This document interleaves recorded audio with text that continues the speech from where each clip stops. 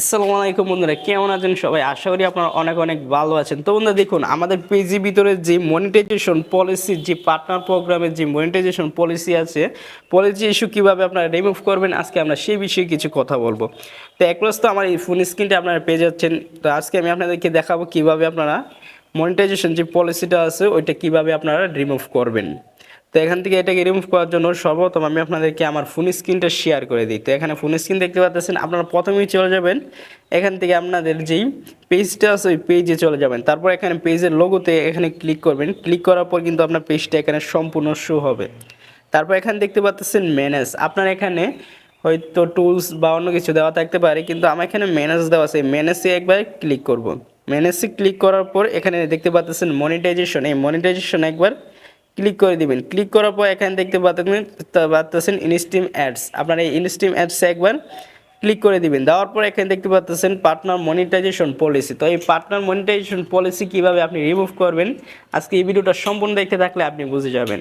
তো এর জন্য কী করবে, এই যে সেন্ড ইউ পলিসি এখানে একবার ক্লিক করে দিবেন।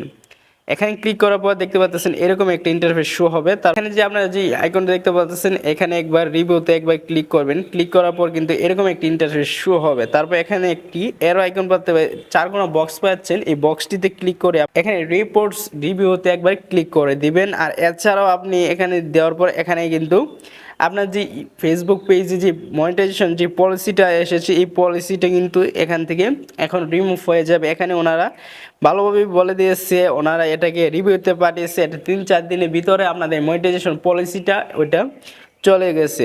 আর ওইটা সম্ভবত আপনার বেশিরভাগ কি আসে যারা কিনা আপনার কপি কন্টেন্ট বা অন্যের ফটো ভিডিও আপলোড করে ফেলে নিজের পেজে, এই কারণে এই মনিটাইজেশন পলিসিটা চলে আসে। তো এই এখন যেভাবে দেখালাম এইভাবে করলে আপনার পেজের ভিতরে যদি মনিটাইজেশন পলিসি ইস্যু থাকে তাহলে এটা 2 দিনের মধ্যে রিমুভ হয়ে যাবে। আর এছাড়াও আপনার গেমকে 3-4 বা 5-6 বার মতো আপনার পেজের ভিতরে লাইভ করতে হবে, লাইভ ভিডিও করবেন, তাহলে এটা আরও তাড়াতাড়ি চলে যাবে। তো বন্ধুরা, ভিডিওটা আশা করি আপনাদের ভালো লাগছে। যদি ভালো লাগে তো অবশ্যই আমার চ্যানেলটিকে সাবস্ক্রাইব করবেন, আর এরকম নিত্য নতুন ভিডিওতে আমাদের পাশেই থাকবেন। সো ভালো থাকেন, আল্লাহ হাফেজ, দেখা হবে আরেকটি নতুন ভিডিওতে।